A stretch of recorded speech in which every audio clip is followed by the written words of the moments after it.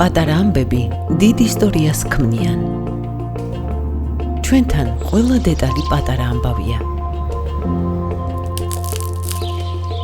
სტუმარი კი ისტორიის მთავარი გმირი, რომელსაც ისე ხვდებიან, როგორც შინ დაბრუნებულ შვილს.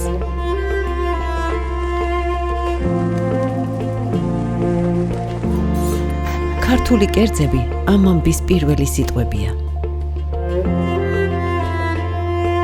თითოეული დადებული ქვა კი წინაპრების მემკვიდრეობა, ღვინო კი მთელი პოემაა.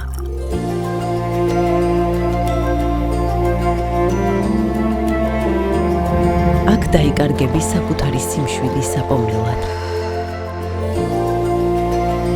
ჩვენთან მოგზაურობა მხოლოდ მოძრაობა არაა, ეს არის ახალი ემოცია, კულტურა და სტუმართმოყვარეობა,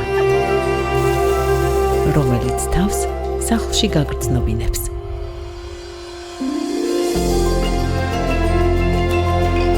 იპოვე შენი ამბავი შატო მეფის ქალაქში.